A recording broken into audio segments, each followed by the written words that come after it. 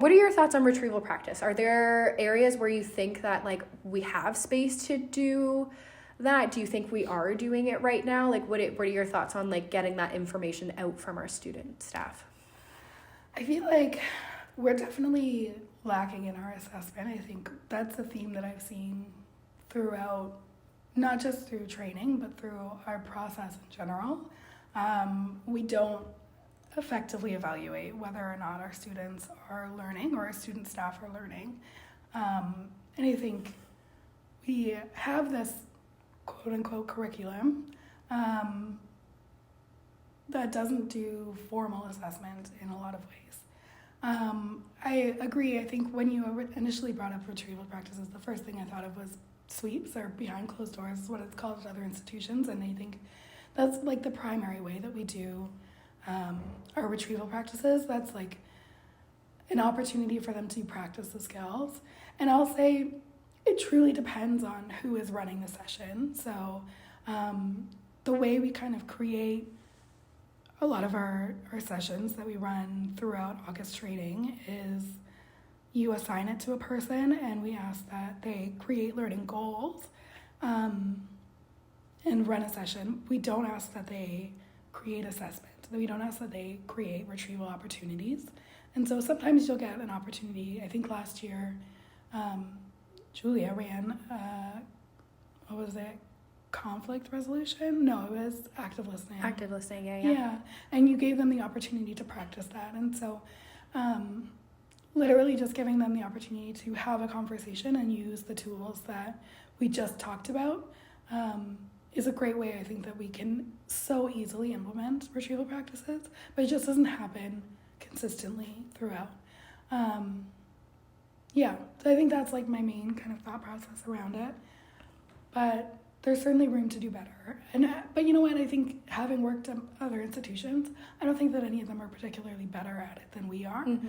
I think it's just as a whole, sometimes we get lost in the process of, okay, here's the information, but do you actually know it, and do you have a chance to prove that you know it?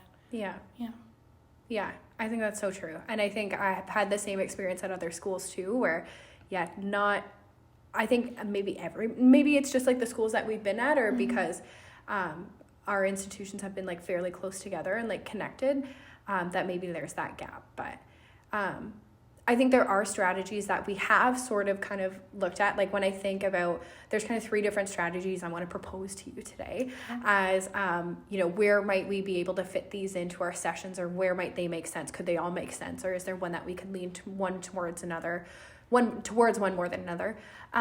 But one of them being, like the 3 I want to talk about are brain dumps, 2 things, and then retrieval guides. And I think retrieval guides are something that you actually implemented, maybe without even thinking about it. But in January, we run a program called January Revival, which is basically our student staff come back in January after the holiday season, and we get them to come in for a day, refresh some of their skills. We review some policies, bring in some campus partners just to do a little bit of a refresh. And for the folks that were unable to attend, we had them do some makeup work. So part of that makeup work was actually a version of a retrieval guide that Allison created, which was just like a document where there was some like fill in the blanks or short answers. And those were scattered right throughout the document that you had. You had them talk to other folks that attended the session, like talk to them about a couple things that they learned. And so I think the strategies are there. I think we need to be more strategic about, using like a word to define a word, but we need to be more strategic about how we're using these strategies and implementing them. Yeah. But the other 2 that I want to bring up are brain dumps and 2 things. So I think brain dumps, like that's another interesting strategy that I think that could work within our sessions. But brain dumps are essentially, say we run a session with them, we're talking about, how to run a good program, how to get students out to your programs, the education behind them, how to make them intentional. And then at the end of the session, turning off the PowerPoint, turning off whatever devices they have and materials, and having them write down what is everything that you remember from this session, so that we're pulling out, what did you learn from here? And I think that could be a cool one that we could implement. And then the other one being 2 things. So 2 things being like, we come to the end of a session, and I think 2 things is neat because there's multiple ways I think we could implement it, whether it was, talk to the person next to you, or if it was like submit something and do something like an exit card. So like before you leave the session, you have to hand this in to whoever's running it. But 2 things being like, what are 2 things that you learned? What are your 2 takeaways from this session? And not just being like, oh, it was good, or this session was really engaging, like 2 practical things that you learn that you can apply to your roles. So I think looking at those 3 different ones, so say brain dumps, 2 things, and retrieval guides, where do you think that those could fit in? Like, I know I already like kind of talked a little bit about them, but where do you think that those could fit in and like to help support like the learning and the retrieving of the information from our student staff? Yeah, I think I like all of them. I think they're such classic assessment strategies that are like low effort, high reward. One thing that like it would be so easy to implement them during each of our sessions, like making sure that we include an assessment after each kind of like hour-long session that we run. I guess my concern that like our department has faced is that there are always people that say, well, who's evaluating these assessments? Yeah. And who is the one that's going to check that they're actually doing the learning? Mm-hmm. I think that's meaningful and that's valuable that we are checking. I think part of it though that like we forget about is that sometimes just them doing that reflection is enough. And so we don't always need someone who's marking and like handing things back and forth between the students and the staff, but we just need them to do that reflection that we're not asking them to do currently. Totally. And so I think there's certainly room, but it comes with like a culture shift then too, or like an explanation of why it's impactful.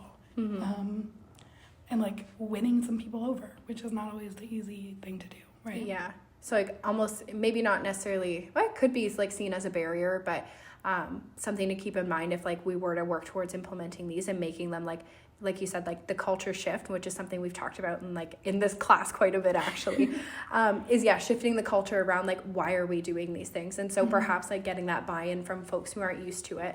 I'm hopeful that people would see like the benefit that these could have and would be willing to sit down and have these kinds of conversations about like, where are their gaps? And like at the end of the day, like all of us just want our student staff to walk away and be prepared for their roles. And I think like these are different strategies that we can use to help enhance that and like perhaps reassure that for us, but also within themselves so that they know like, hey, I'm leaving this session. This is like, I actually took something away from it. I feel like so much of our learning and so much of what we try to implement with the students is really just around building confidence in their skills. Yeah. Like so many of them come with the skills to be able to talk to somebody, but it's just, do you feel comfortable having those conversations? And having a reflection like this, having these assessments can really increase that confidence because sometimes you leave a session, you think, that was helpful, but I don't know if I'm going to remember it. But you've written it down. You've been able to see like, oh, this is a page of things that I learned in this session. Yeah. And that can be really meaningful. Yeah. Yeah, I think I love that you ended it with like the word meaningful, because I think at the end of the day, like any of these things that we choose to implement, even if it's just a conversation of like, hey, this is something we should even think about implementing, I think what's important is that it's meaningful, it's intentional, and like we're doing it for like to better our students and better prepare our student staff.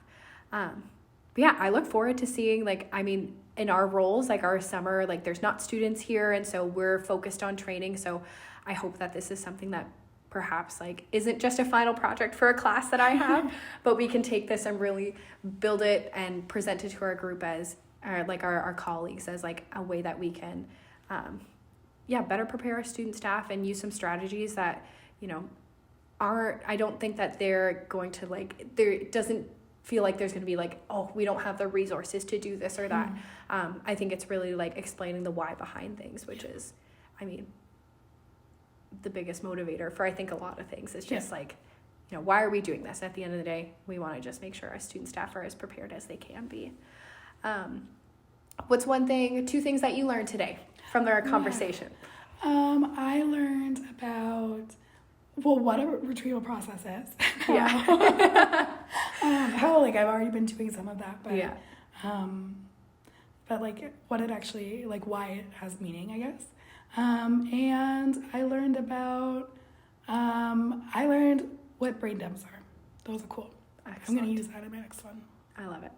Well, thank you so much, Allison, Thanks, for Julia. sitting down for the final synthesis podcast. Do you think I know how to pronounce the name of my own podcast? Yeah, you do this every week, right? Yeah. Yeah, tune in next week. But thank you so much, and have a great rest of your day. I'll see you at trivia. Okay, bye. Bye.